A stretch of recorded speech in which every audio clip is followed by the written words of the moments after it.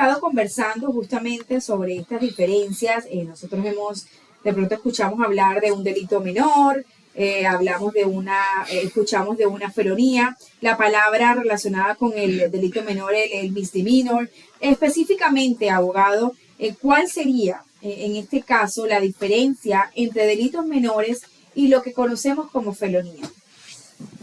Sí, hay mucha confusión en referencia a eso. Aún hay otra distinción que le llaman delitos más graves y menos graves. Pero no hay una definición en los diccionarios o las leyes en particular, pero cada estado determina cuál va a ser la línea de división entre estos dos tipos de crimen.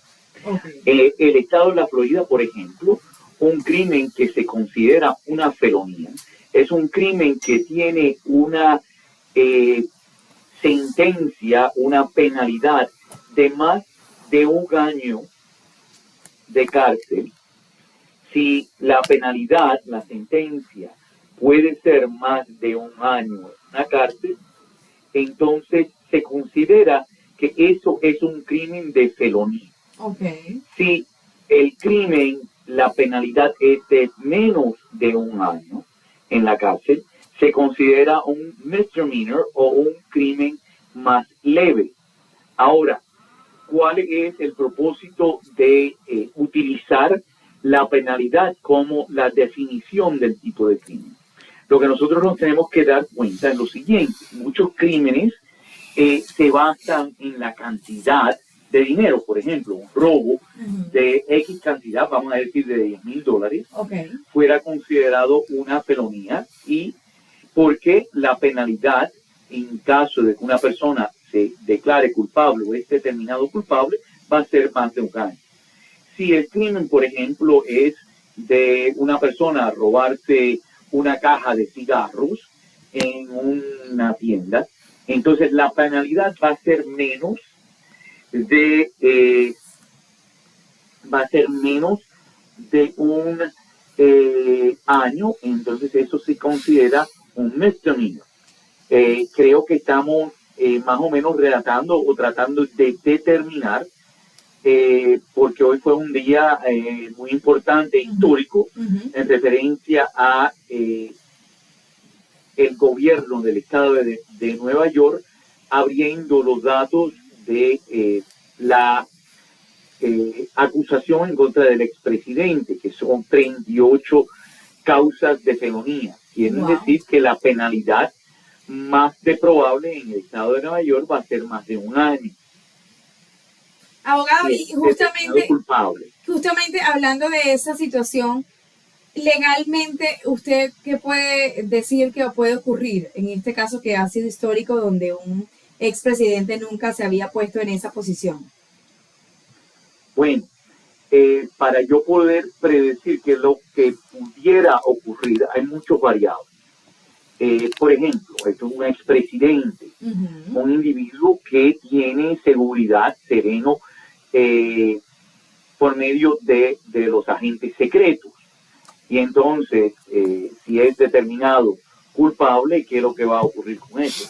No sé, y nunca hemos tenido esa situación. Eso es número 1. Número 2, estamos hablando de la posibilidad de que el expresidente, porque a los presidentes, aún siendo expresidentes, le llamamos presidentes, sea condenado, pues sea determinado culpable de esto. La probabilidad es que aunque hayan 38 causas, si es una determinación de 1 o más de 1 hasta 38, que el juez le dé una penalidad en cual cada uno de esas causas corran al mismo tiempo, que quiere decir que mientras está en la cárcel por un día, está sirviendo ese día por las 39. Eso quiere decir al mismo tiempo. Hay otras situaciones donde se le puede dar uno después de la otra. Okay. Siguiendo 38 causas, vamos a decirle que le den 1 año por causa, puede ser 28 años, uno cumpliéndose después del otro. La probabilidad es que esa no va a ser la situación si es determinado culpable. Ahora, es algo que se tiene que discutir bastante claramente.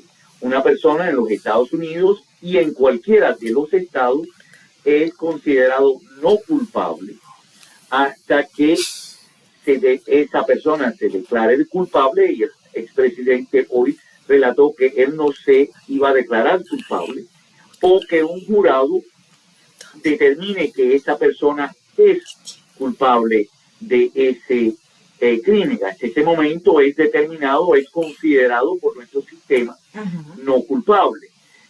Y entonces el gobierno tiene la responsabilidad de presentar suficiente evidencia. Esos son eventos o cosas que comprueben su situación hasta un 100% de prueba. En otras palabras, el gobierno tiene la responsabilidad de probarle a una persona y el miembro del jurado que el presidente es culpable un 100% sin duda. Si existe algún tipo de duda en cualquier caso criminal, sea el presidente o sea cualquier persona, si existe cualquier duda, un jurado tiene la responsabilidad de determinar que el expresidente no es culpable. Y eso es verdad en cualquier persona. Si un jurado tiene duda, tiene que determinar que no hay, no es que no haya culpabilidad, es que el gobierno no ha comprobado su responsabilidad. El jurado no determina la inocencia de alguien, determina si el gobierno ha comprobado al nivel que debe comprobar su responsabilidad de culpabilidad. Abogado, ¿qué tal? ¿Cómo está? Giovanni Pereira. Hola, Giovanni, ¿cómo está? Bien, bien, contento y celebrándole el cumpleaños a Wendy. Hoy está de cumpleaños, está de manteles largos. Va a cumplir 17 o 18 hoy. 18 más 22. 18 más 22. Wendy, no se te luce. Gracias. Abogado, una pregunta. Sí. Viene pronto el de ella. La viene siguiendo. Abogado, una pregunta para nuestro radioescucha de Radio Luz Miami 1450 AM 101.9 FM.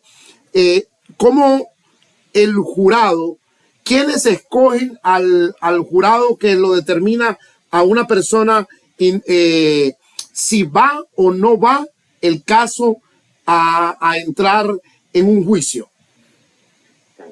Lo que le llamamos el gran jurado, el grand jury.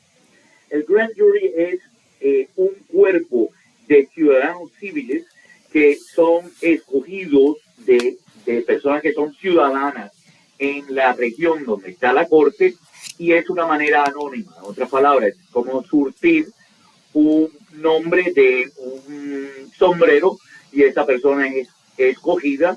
Si es ciudadano y si vive en esa área, puede ser una persona escogida a servir en el gran jurado.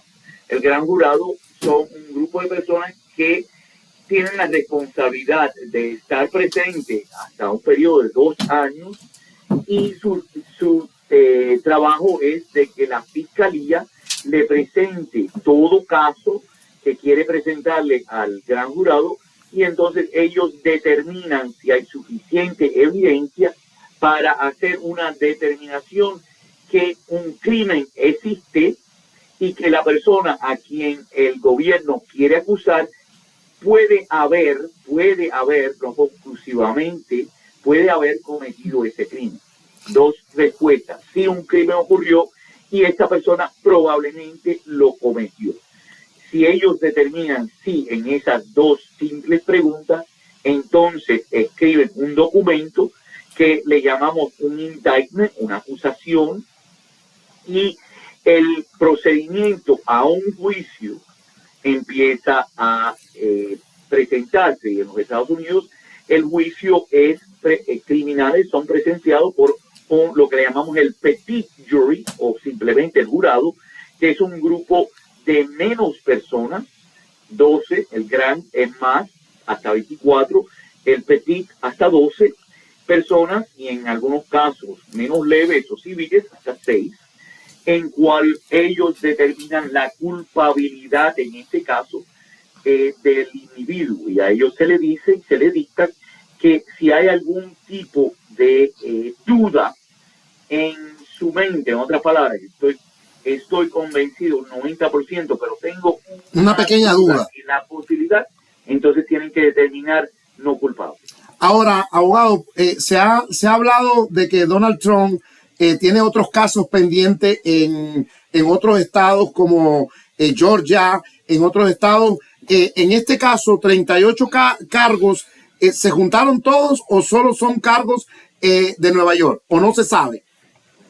No, estos son solamente de Nueva York. Un estado no puede pasarle a otro estado causas criminales. Cada un estado funciona como un país independiente de otros, y entonces en esta causa son 38 causas que ocurrieron dentro del estado de Nueva York, y nada más que incluye a Nueva York. Así que cualquier otro estado que tenga causas puede presentárselo al sistema criminal y pueden acusar a este expresidente si la evidencia soporta esa acusación. Así que no incluye ningún otro estado. Ahora, ¿cuándo se van a saber o cuál es la manera correcta que se sepa cuáles son estos cargos? ¿Después de que se le presentaron al expresidente, o eso va a quedar confidencial y solo en la corte?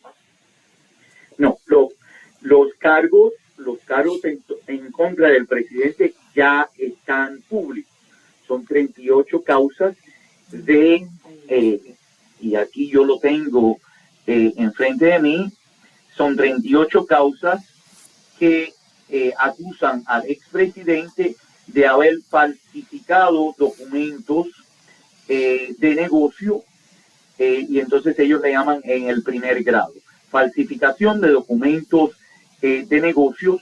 Cada estado tiene requisitos que una persona que está manteniendo un negocio dentro de un estado, que le dé reportes a un reporte. Es lo que ahora nosotros vamos a hacer en abril. Claro. Impuestos. Y entonces las 38 causas son de distintas situaciones en cual el estado sugiere que el expresidente falsificó esos récords, basado obviamente en el dinero que se le pasó a esta señora, para que mantenga, o que para que mantener el silencio, para que mantuviera su silencio en referencia a la relación con el presidente.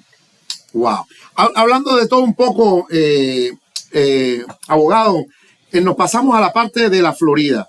En la Florida se acaba de pasar, el gobernador acaba de firmar una ordenanza donde las personas podemos portar armas. ¿Cómo usted, desde el punto de la legalidad, desde el punto ley, cómo usted ve esto de esta ordenanza que se ha convertido prácticamente por el Senado de la Florida en una totalidad de un 70% aprobada? ¿Cómo lo ve usted?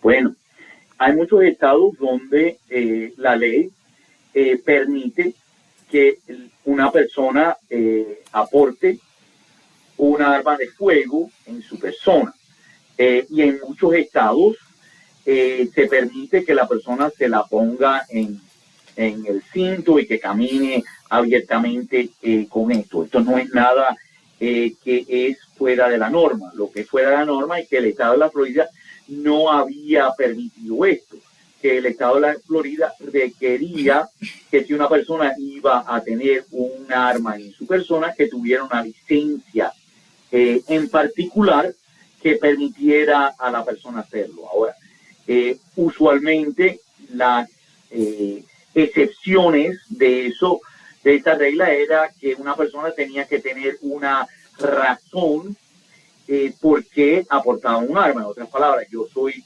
el empresario y yo tengo que depositar, y como tengo dinero me pueden asaltar, necesito un arma.